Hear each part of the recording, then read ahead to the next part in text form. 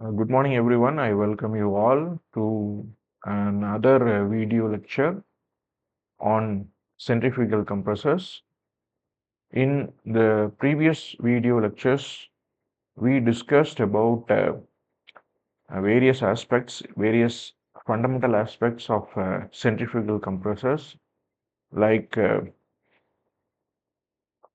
velocity triangles, the Euler's equation for turbo machines, and so on. In this video lecture, we are going to look at the temperature rise and pressure rise in a stage. We are going to look at the expressions for these terms, and these terms are obtained, expressions for these terms are obtained based on Euler's machinery equation and the steady flow energy equation. Right, we will start. Okay, in the previous lecture, I taught you about the expression for work input to a stage of a centrifugal compressor on unit mass basis. And this work input was obtained using two different ways. One, we obtained using Euler's equation for turbo machinery, and this is the expression W equal to CT2U2 minus CT1U1. And the other way of obtaining the work input is by using steady flow energy equation for the rotor. When we use that, we get the work input W equal to Cp times T02 minus T01. When I equate these two equations, I get the expression for temperature rise T03 minus T01 is equal to 1 by Cp times Ct2U2 minus Ct1U1. So we will continue from this. Right. Now, when I take the inlet to the rotor of a centrifugal compressor, that means impeller of the centrifugal compressor, in some instance, you will have inlet guide vanes, and sometimes you may not have inlet guide vanes. When the inlet guide vanes are absent, right, then the triangle, inlet velocity triangle, would be like a right angle triangle. Okay, so this is the absolute velocity of the air entering the impeller, and this is the direction of relative velocity, and we assume that the impeller is rotating clockwise, so the blade speed is taken in this direction. Right here, vertical direction, so this direction, vertical direction, is considered to be the axial direction, and the horizontal direction is considered to be the tangential direction when we draw the inlet velocity triangle. Since the absolute velocity c1 is aligned exactly in the axial direction, the c1 is also equal to ca1, that means the axial component of c1, and therefore ct1 will become 0. So this condition is applied when inlet guide vanes are absent at the inlet of the impeller. So in this expression, the expression for T03 minus T01, we can eliminate the second term on the right hand side, CT1U1, because CT1 is equal to 0. Therefore, I get the temperature rise in a stage equal to 1 by Cp times Ct2U2, right? And earlier we discussed about slip and slip factor, and this occurs mainly at the exit of the impeller. And by definition, we write the slip factor sigma as the ratio between the tangential velocity at the exit to the blade speed at the exit of the impeller, Ct2 by U2, right? So from this definition, we get Ct2 equal to sigma times U2, and this can be substituted here in the place of Ct2. Therefore, I get the expression temperature rise T03 minus T01 equal to sigma times U2 square by Cp. So this is another expression for temperature rise in terms of what the slip factor.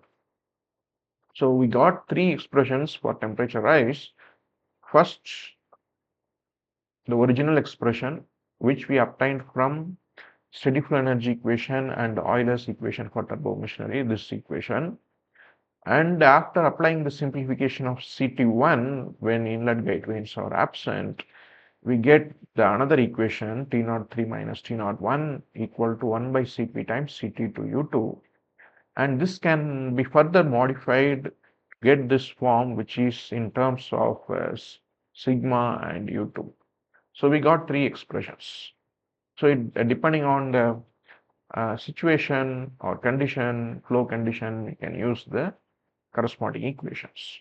Next, we will look at the work input. Yes, before we move to the pressure rise in a stage, we can also write the work input in a different way, that is using sigma and U2. Here, we know that work input per unit mass based on steady flow energy equation can be written as, I can write like this, right?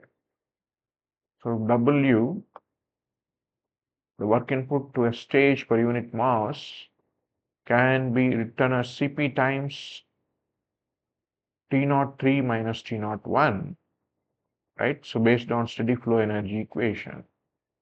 Now we got a new expression for T03 minus T01, okay, in terms of U and U2 and sigma.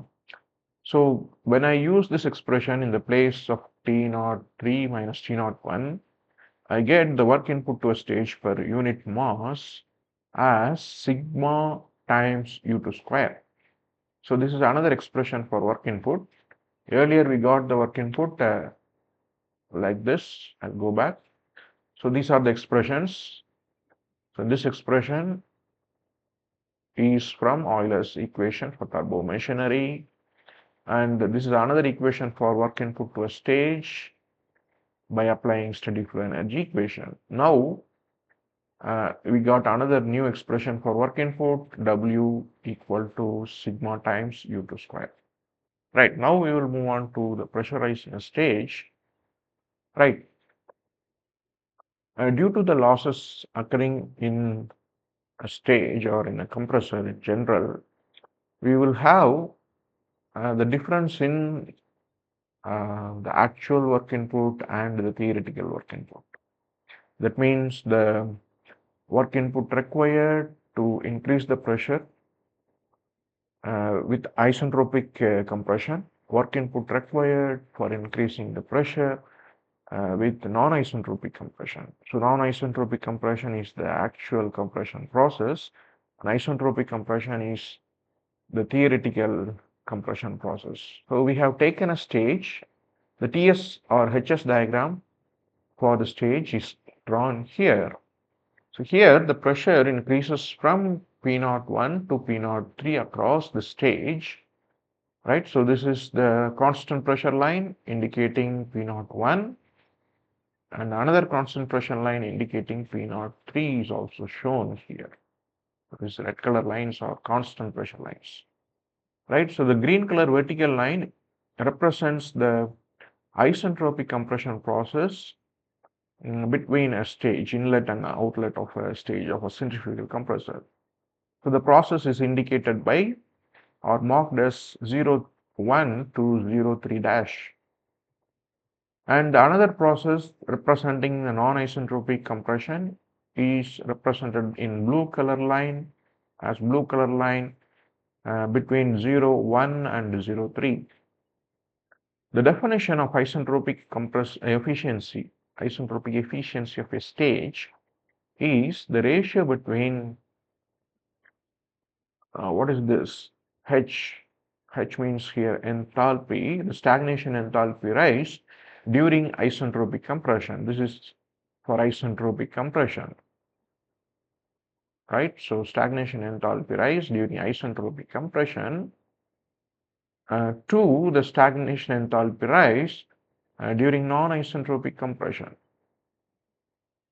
So this is the definition, or it can be defined in a different way, slightly different way, like work input to a stage during for isentropic compression to the work input to a stage for non-isentropic compression. So work can be expressed, work per unit mass can be expressed as the difference between the stagnation enthalpy across the stage, right? So assuming the air to be the calorically perfect gas, we can write the enthalpy as Cp times temperature. So therefore, I can write the expression for isentropic efficiency, right, in terms of Cp and the temperature difference as shown here, right?